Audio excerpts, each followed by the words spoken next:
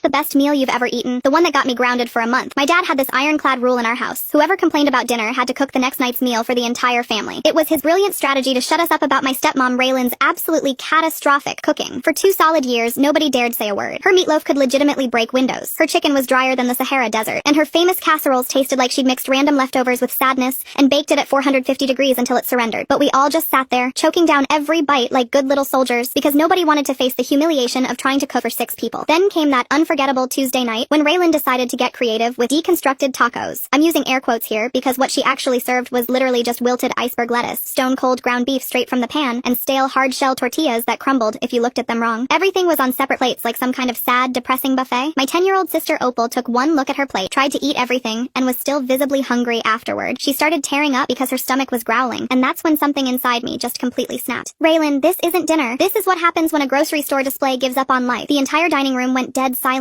Dad's fork froze halfway to his mouth, and I could practically see the gears turning in his head. Raylan's face turned bright red, and my older brother Paxton was staring at me like I'd just signed my own death warrant. Dad slowly put down his fork, cleared his throat, and said with this smug little smile, "Well, congratulations, kiddo. Looks like you're cooking tomorrow night's dinner for all of us." But here's the thing Dad had absolutely no clue about. For the past 6 months, I'd been working weekend shifts at my Uncle Jojo's Italian restaurant downtown. Not just bussing tables or washing dishes, but actually learning everything from knife skills to sauce preparation to proper seasoning techniques. Josue had been teaching me real cooking because he said I had natural instincts and could potentially work in professional kitchens someday. Every Saturday and Sunday, I'd spend 8 hours learning how to make fresh pasta, proper marinara from scratch, and authentic Italian techniques passed down through 3 generations. The next evening, I walked into our kitchen with a game plan. I'd stopped at the grocery store after school and bought actual fresh ingredients with my restaurant money. Real ground beef, fresh tomatoes, white onions, authentic Mexican spices, masa harina for tortillas, and everything needed for proper street tacos. I spent 3 hours hand-pressing corn tortillas, slow-cooking carnitas until they were fall-apart tender, making fresh pico de gallo with perfectly diced ingredients, crafting homemade salsa verde,